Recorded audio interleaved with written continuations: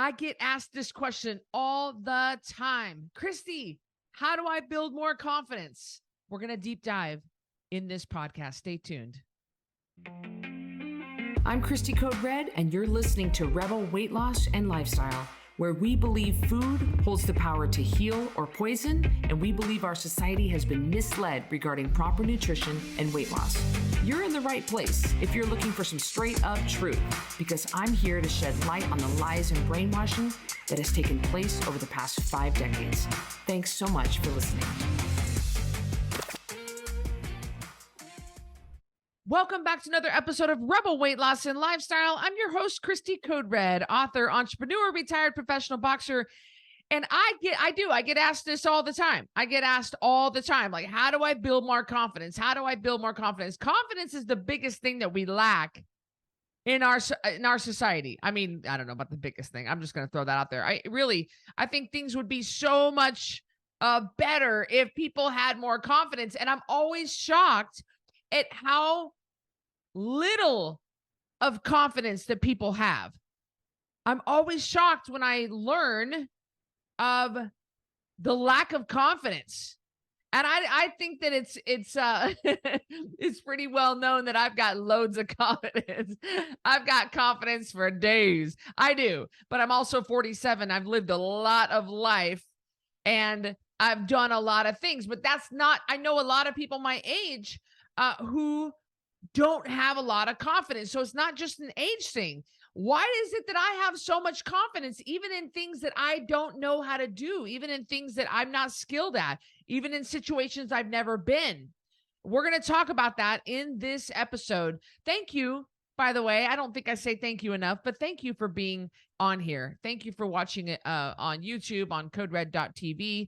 Thank you for listening where you listen to your podcast, whatever platform that is. I appreciate you, because Rebel Weight Loss and Lifestyle, I mean, this is episode number 241, I think, or something like that. Like, that's a lot of episodes that we put out over the years.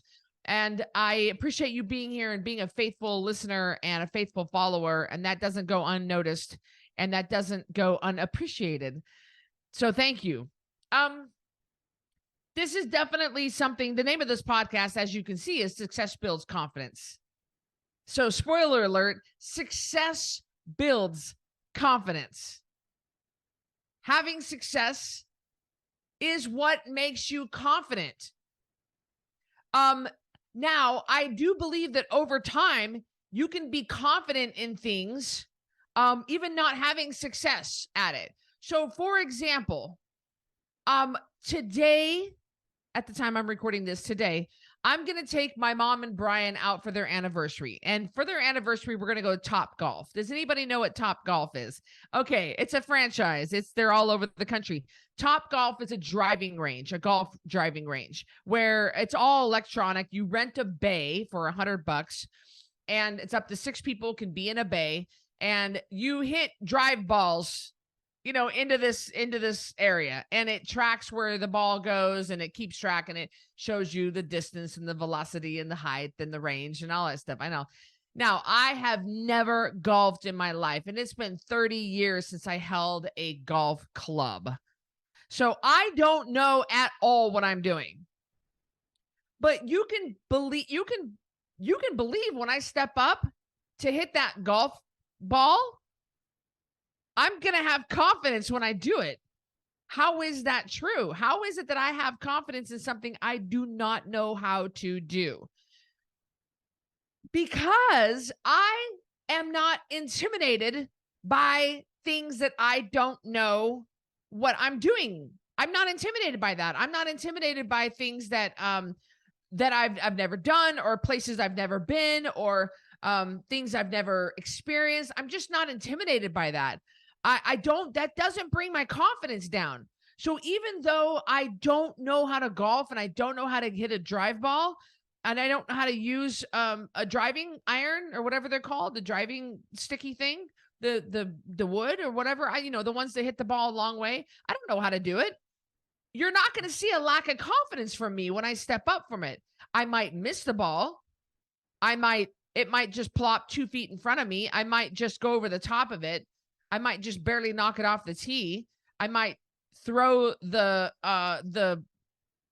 what's the thing called, a golf club. Well, I might throw it accidentally. Like, I mean, things probably are going to happen that happen to beginners, but you're not going to see a drop in confidence. And that you're not going to see me go, freak out. You're not going to see me like get all embarrassed and hide my face and start laughing nervously and get all bashful and start talking bad about myself. I'm just, even though I know I'm going to suck at hitting drive balls, because everybody sucks at things they don't, like there's beginner's luck, I guess, but I'm still not going to have a lack of confidence. And I think there's a couple reasons why I have such high confidence, even with things that I don't know how to do. And I'm going to tell you that so that you can do it. Part of it comes from training celebrities. Yeah. So backing up, as you know, I was a professional boxer from 2002 to 2010. I was a professional fighter. I fought all over the world in 15 pro fights over the course of almost just under 8 years. 2 world title fights. You can see the boxing belt behind me. And I, during that time that I was training, as I was fighting, I was also a personal trainer. I started personal training. I just first started teaching people how to fight, how to box. And then I moved into weightlifting and different ways of training people. And then I got my NASM and I got 9 other certifications in different areas of fitness. And I went on to become the New York's best trainer for 2008. And I was featured in Allure magazine. And personal training, really, there's a lot of things to it, but a lot of it is just communication and how well you can communicate to your client. It doesn't matter how ripped you are. You do need to be a product of your product. It doesn't matter. There's a lot of things. I mean, you need to be on time. You need to have your programming down right. You need to be safe. It needs to be effective. It needs to be intense for the right person, but you have to have a certain level of communication in order to be a good personal trainer. You've got to be a good listener, and you've got to watch the situation. It's got to be safe. So can you there are a lot of boxers that make terrible coaches. There are a lot of coaches that were not very good boxers. Same thing with personal training. There's a big difference between a really good competitive weightlifter and actually somebody who can teach you how to be a competitive. There's a big difference between the coach and the student. Like, as far as someone who can do it well does not mean that they can coach well. Coaching well is a whole different thing. You've got to be able to communicate well, and you have to be able to read your client. You don't treat a 20-year-old linebacker for Ole Miss the same way you're going to treat a 78-year-old grandma of 5 with a broken hip. You're not going to treat them the same. You're not going to talk to them the same. You're not going to use the same lingo. You're not going to have the same energy. You're not going to bring forth the same kind of body language. You're not going to bring forth at all the same programming. Nothing is going to be the same. Intensity, duration, rest periods, everything's going to be different. And you have to communicate differently. You're talking about two different generations that are worlds apart. It's all about how you can communicate. And when I started to really I'm a good personal trainer. I know I don't do it anymore. I quit doing it many years ago. I quit doing it 7 years ago at the time that I'm recording this. I quit doing it in 2015, I think. So that would be 8 years ago. I know when I was a good personal trainer and I really got good and I got popular, and I trained Katie Couric and Ethan Hawke and Claire Danes, and I trained all the actors from the movie 300. And, I was the assistant trainer for a couple of guys from the NBA. I learned from working with celebrities that people who you look up to, and you see, maybe not look up to, but you see on the big screen, they're wealthy or they're really rich. Depends on how you define those two words, rich and wealthy. They say that Shaq is really rich, but wealthy, but the guy who signs Shaq's paychecks is wealthy. I mean, that's a kind of a way to look at it. But somebody who you think is really rich or really wealthy, has a lot of money, you have these ideas about that person. And You have these thoughts. You think they act a certain way. You think that they have a certain life. You think that you're only seeing what's on social media. You're only seeing what they allow you to see. You're seeing filtered, photoshopped, and fake in most cases. I mean, there are some celebrities who will sometimes throw a selfie on there of no makeup Friday, no makeup Friday, like whatever. Okay, J-Lo. But you really don't see inside her life day to day. You truly don't see inside the life of these people. But as a personal trainer, I did. As a personal trainer, I would go to their houses. As a personal trainer, they would come to me at 5:30 a.m. As a personal trainer, I would see the raw, the real, the unfiltered version of these people. And you learn really quick that people have bad breath, they stink, they mismatch their clothing, they come, not all the time. I'm not saying everybody's a hot mess, but everybody's kind of a hot mess at some point. And it's just the truth. It's the reality of things. Is they're not, they might have a private jet, but they're not a whole lot different than you and me. We're more similar than we are different. And when I train celebrities, models, business tycoons, people who are the upper echelon of society, the top 1%, I realized that there really ain't no difference between them and me. I mean, they have a private helicopter to take them to the Hamptons, but I and that's not where I choose to spend my money. But that's when it really hit me. Why am I embarrassed? Why is my confidence low on this certain thing? Because why? Because everybody messes up on things. Everybody starts somewhere. And it just hit me. I see musicians backstage. I see actors. I see, producers, people that are the top 1%, living their life messing up constantly, messing up all the time. They've got cellulite, they've got stretch marks, you just don't see those things on the big screen. You don't see the angles, there's lighting, there's ways to cover up things.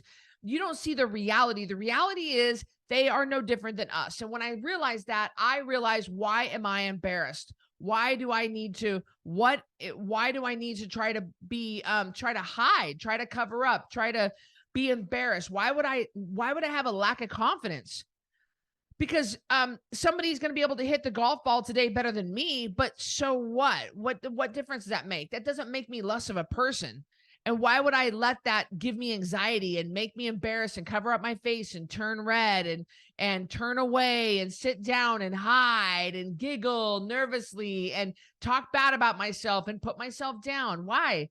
Just because the guy next to me happens to be someone who has done this for the last 4 years and he's better at hitting a ball than me? To me, it just made a lot of sense to not think twice about it once I saw the perfect people that are perfect on screen look not so perfect.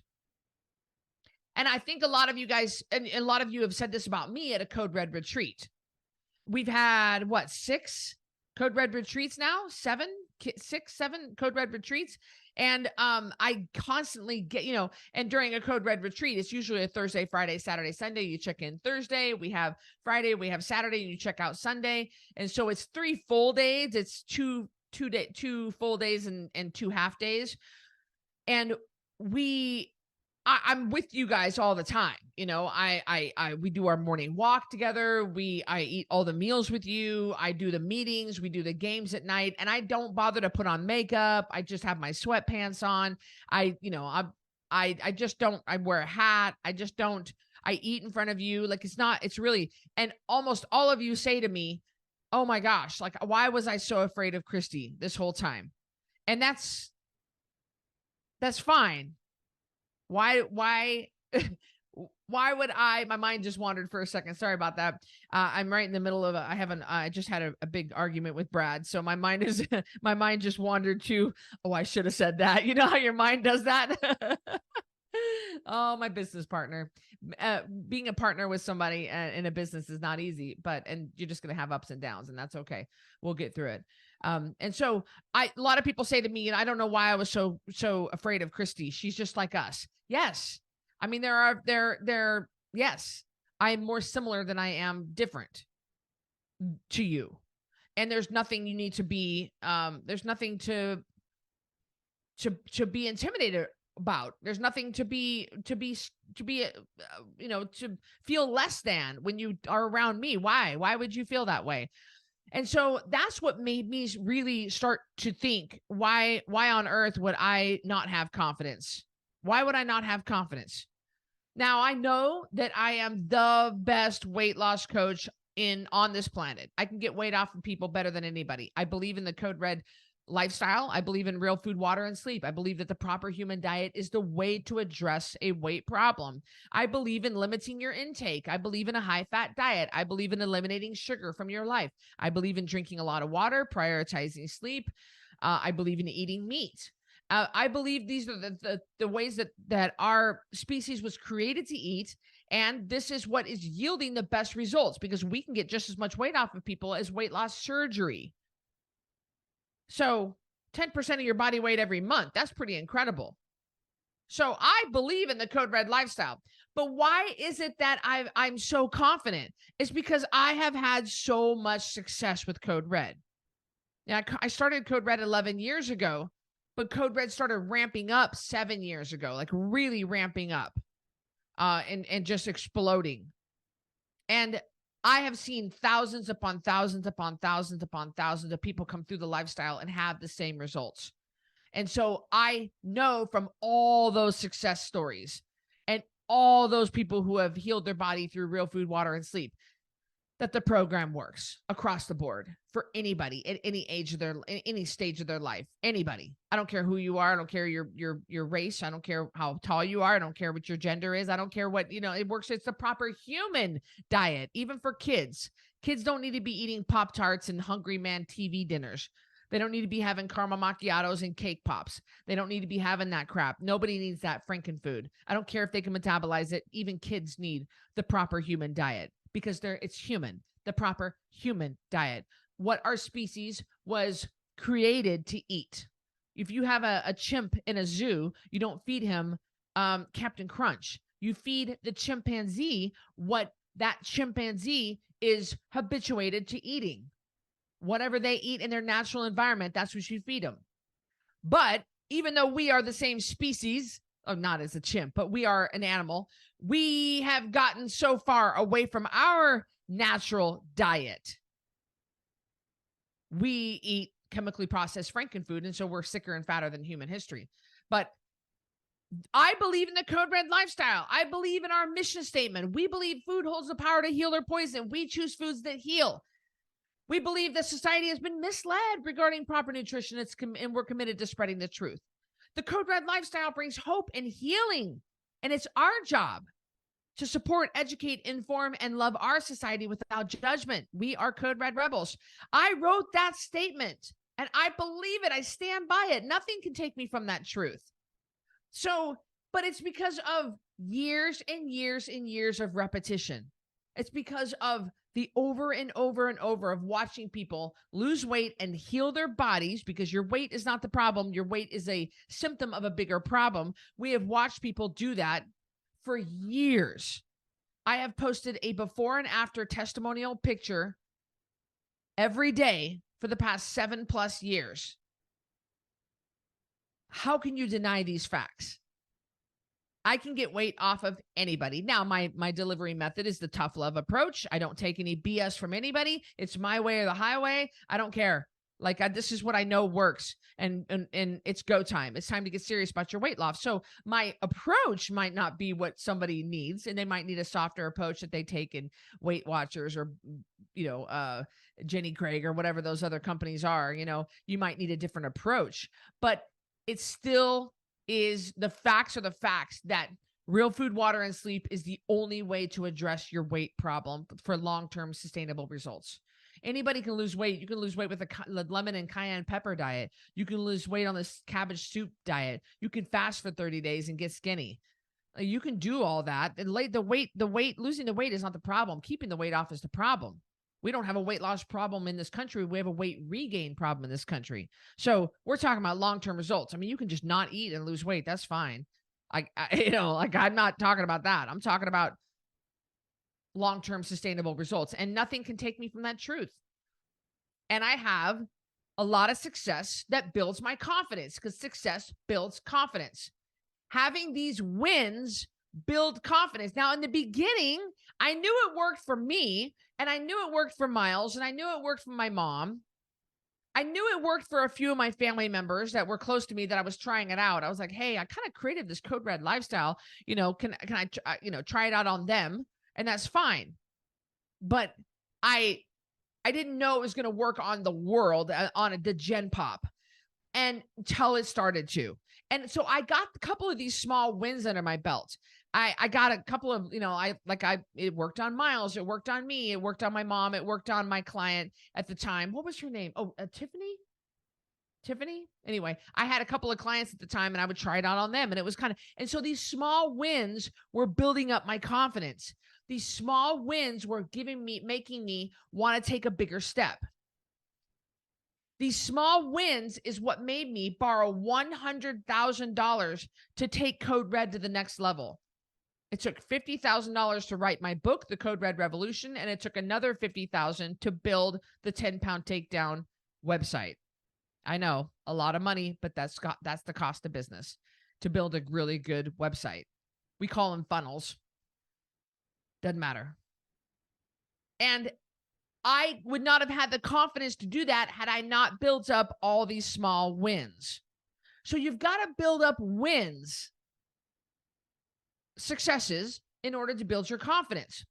So, like, for example, if you are losing weight, maybe like you just started the 10-pound takedown, or you just started a VIP coaching with a coach and you got your home study numbers.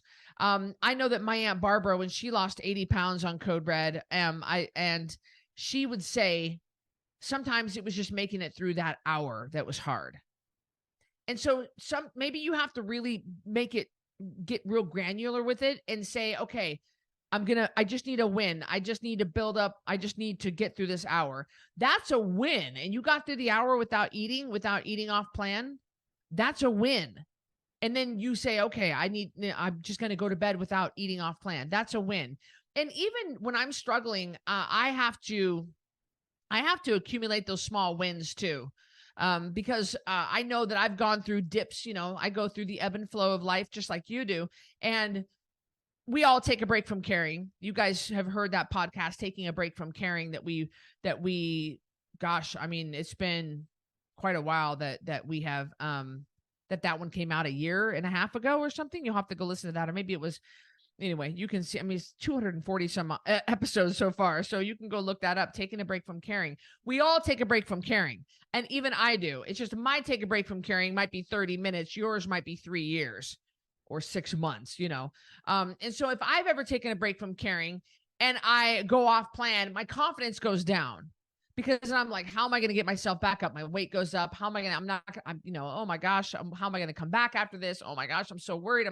I can't believe it. And of course you're on that cycle of sugar, and it makes you want more sugar. So it's just a mess. So how do I combat that? I have to build up small wins again.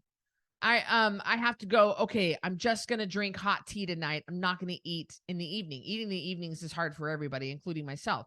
And so when I just leave the kitchen, or I go take the dog for a walk, I get out of the kitchen is closed. And so I have to build up these small wins in order to build up my confidence.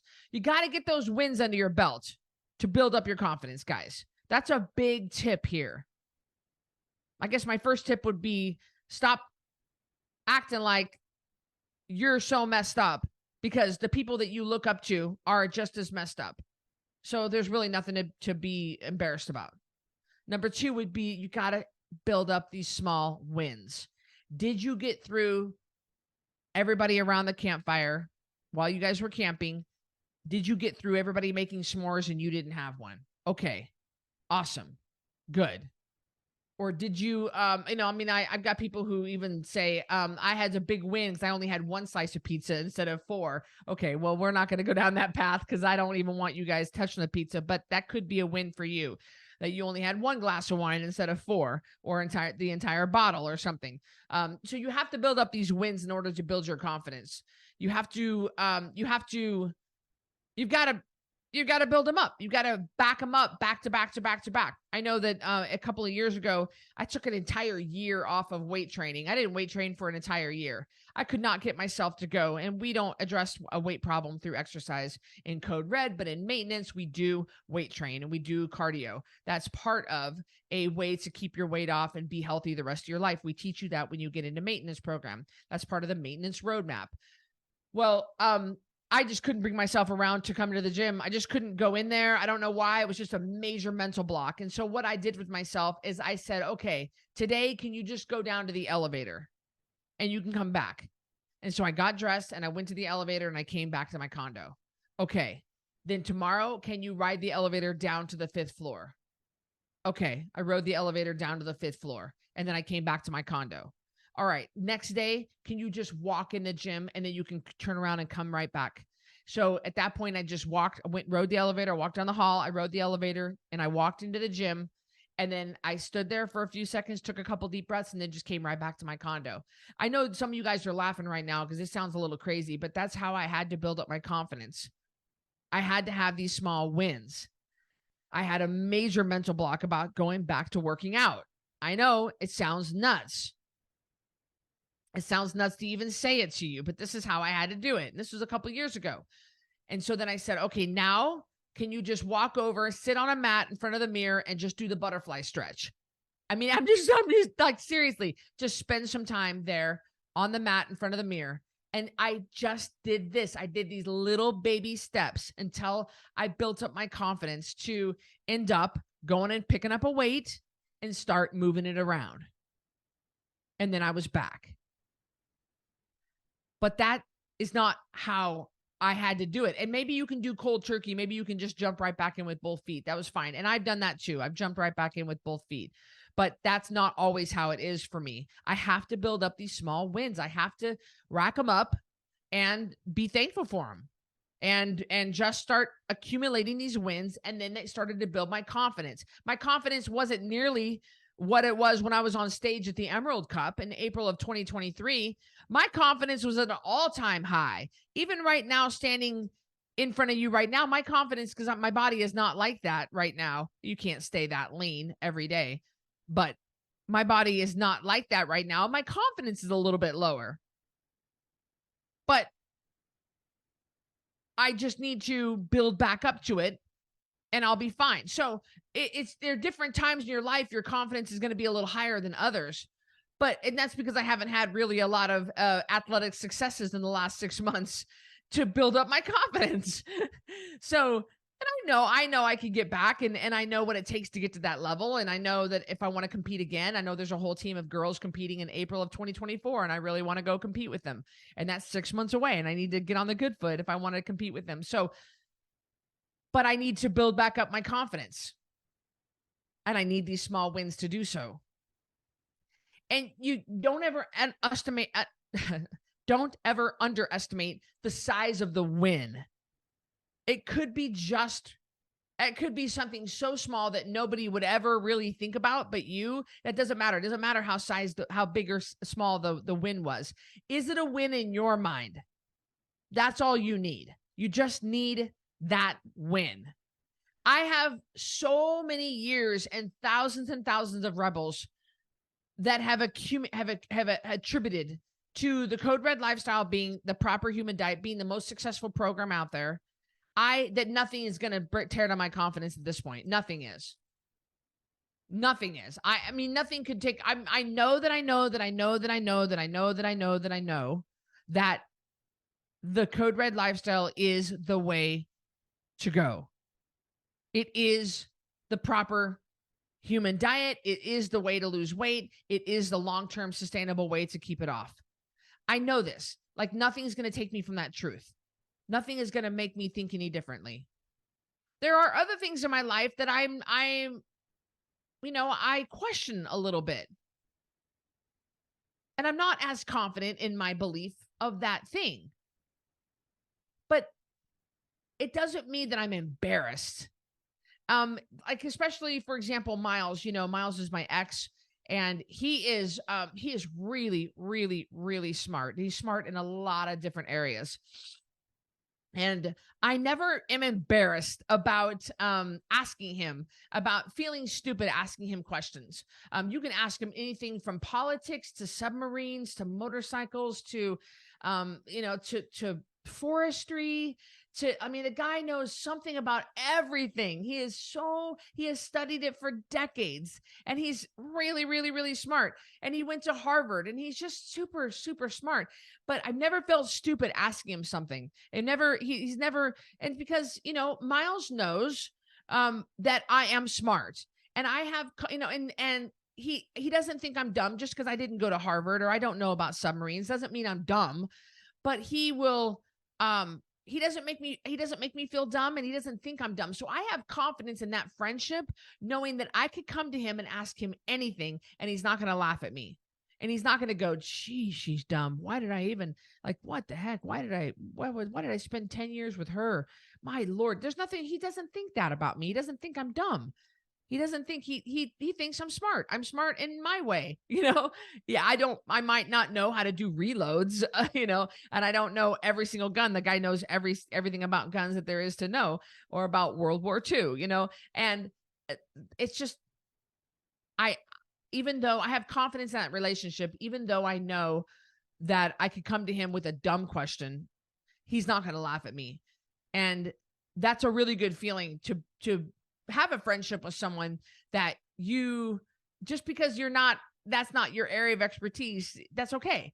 And so and even among strangers, if I'm getting ready to ask a dumb question or something that maybe everybody knows, I'll phrase it in a way like, probably everybody knows this but me. So you'll just have to be gracious here for a second. But is this the door that we go through, or is it this door? And there's a way to phrase things. There's a way to ask a silly question without losing your confidence. There are ways to conduct yourself in a situation where you don't know what's going to happen. You don't know where you're going. You don't know what you're doing, and you still have confidence in it. It's just a matter of just relaxing and understanding that probably everybody thinks this, and it's okay. It doesn't mean you're a dumb person. It just means that you don't know this certain situation, and just ask somebody, ask for help, ask somebody that maybe, where do I need to go? What do I need? I'm sorry, I must have missed that part. Could you help me? You look like you know what you're doing. Could you help me here?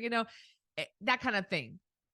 So I believe that you can have confidence in every situation, but success builds confidence. Having these small wins is going to help build up your confidence.